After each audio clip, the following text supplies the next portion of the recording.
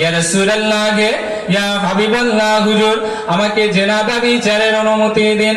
ওই সময় জগৎগুরু বিশ্ব নবী হাবিবুল্লাহ আল্লাহর নবীর সাহাবীরা আলোচনা করছেন যে কিয়ামত কবে হবে, পৃথিবী ধ্বংস কবে হবে। এই নিয়ে মসজিদে নববীতে আল্লাহর রাসূল সাহাবীদেরকে নিয়ে বসে আছেন। সাহাবীরা এটা আলোচনা করছে কিয়ামত কবে হবে। হাদিসে এসেছে হযরত ওমর রাদিয়াল্লাহু তাআলা আনহু থেকে। হাদিসটা পুরো লম্বা একটা হাদিস, আমি তার শেষাংশে বলছি। ও নবী প্রেমের প্রেমিকেরা, ও মুসলমান গণের ছেলে মেয়েরা, তরুণেরা, নওজওয়ানেরা, আল্লাহর নবী হযরত সাল্লাল্লাহু আলাইহি ওয়াসাল্লাম পাক জবানে জানিয়ে দিয়ে গেলেন, আনতালিদাল আমাতু রাব্বাতাহা।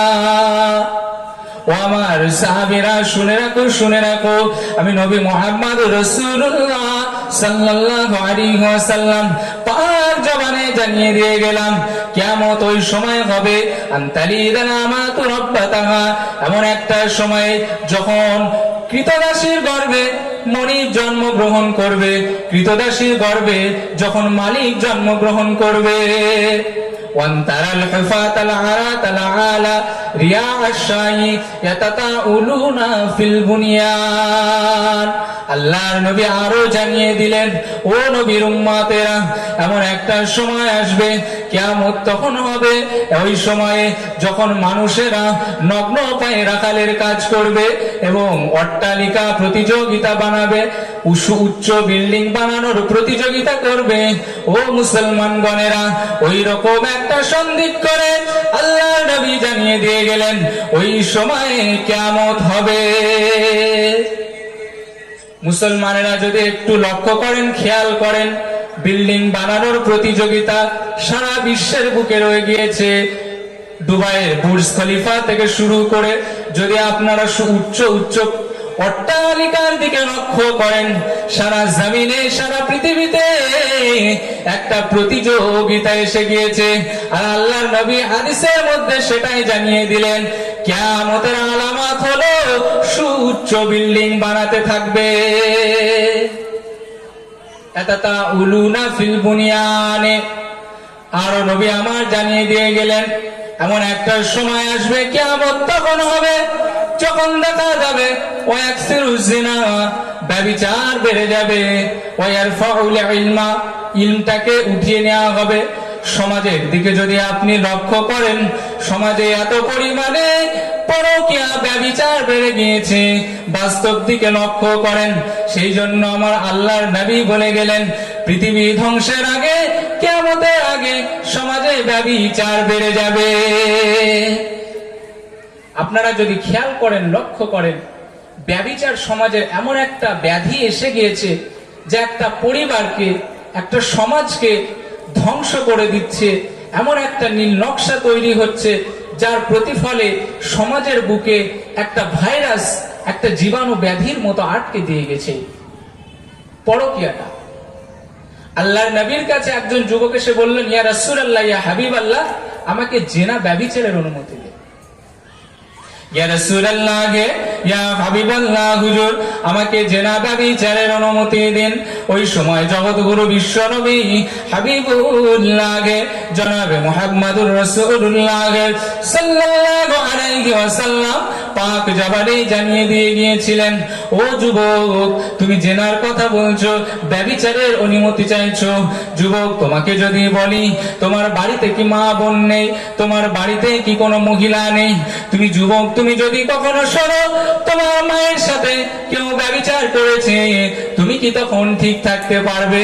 যুবক ওই সময় বলেছিল, না না না না, আমি তো ঠিক থাকতে পারবো না। আবার রাসূল আমার জানিয়ে দিলেন, ও যুবক, তোমার বোনের সাথে যদি কেউ লিপ্ত থাকে কোনো কুকর্মে, খারাপ কাজে, বিপদে লিপ্ত থাকে, পরকীয়া জিনা ব্যভিচারে লিপ্ত থাকে, ও যুবক তুমি কি সেটা মেনে নেবে? না ইয়া রাসূলুল্লাহ, আমি কখনো এটা মেনে নেব না। আল্লাহ নবী আমার ওই সময় জানিয়ে দিয়েছিলেন, ও যুবকেরা, ও যুবকেরা, তোমার কন্যার সাথে যদি কেউ ব্যভিচারে লিপ্ত হয়, তোমার কন্যার সাথে যদি কেউ জিনায় লিপ্ত হয়, তুমি যুবক কি সহ্য করতে পারবে? ওই সময় যুবকটা বলেছিল, না না না ইয়া রাসূলুল্লাহ, ইয়া হাবিবাল্লাহ, হুজুর আমি তো সহ্য করতে পারবো না। রাসূল আমার বললেন, তাহলে তুমি যে জিনার অনুমতি চাইছো, ব্যভিচারের অনুমতি চাইছো, এটা তাহলে কি করে সম্ভব? ওই সময় যুবক ভুল বুঝতে পেরে আল্লাহর রাসূলের হাতে হাত দিয়ে কালেমাটা পড়ে মুসলমান হয়ে গেলেন। একটু জোরে বলা যায় না সুবহানাল্লাহ? তাহলে আমি কিয়ামতের আলামত বলতে বলতে বলছিলাম যে জিনা ব্যভিচারের সংখ্যা বেড়ে যাবে, মদ পানকারীর সংখ্যা বেড়ে যাবে। পৃথিবীর জমিনে এখন দেখা যায় যত ব্র্যান্ডের বড় বড় মদ ব্যবসায়ীরা ব্র্যান্ডের মদগুলো, বিয়ারের বোতলগুলো সমাজের বুকে এখন অহরহ ছড়িয়ে পড়ে। রাসূল আমার পাক জবানে জানিয়ে দিলেন, ও আমার সাহাবীরা, এমন একটা সময় আসবে, এমন একটা সন্ধিক্ষণ আসবে, যেই সময় মদ পানকারীর সংখ্যা বেড়ে যাবে। মুসলমান আপনারা, ঘরের ছেলে মেয়েরা ও তরুণেরা, নওজওয়ানেরা, আপনারা যদি লক্ষ্য করেন, সমাজে এখন মদ একটা সুস্বাদু পানীয় হয়ে গিয়েছে। সমাজ এখন মদটাকে বৈধ মনে করছে, হালাল মনে করছে। রাসূল বলছে ওই মদটাকে তারা হালাল মনে করতে থাকবে। রাসূল আমার জানিয়ে দিয়ে গেলেন, এমন একটা সময় আসবে কিয়ামত ততক্ষণ হবে না আল্লাযী নাফসি বিয়াইদি, এমন একটা সময় কিয়ামত ততদিন হবে না এমন সময় যে ব্যক্তি আরেক ব্যক্তিকে হত্যা করবে, আরেক ব্যক্তি আরেক ব্যক্তিকে হত্যা করবে। যে ব্যক্তি যাকে হত্যা করছে সে জানে না কি কারণে তাকে হত্যা করা হচ্ছে, অপর ব্যক্তি যে হত্যা করছে সেও জানে না তাকে কি কারণে হত্যা করছে। রাসূল আমার বললেন, কিলাহুমা ফিন্নারে, উভয়ে জাহান্নামে যাবে। এমন একটা কিয়ামতের সময় কেউ কাউকে আহত করবে, আঘাত করবে, সেও জানে না, আর যাকে আঘাত করছে সেও জানে না।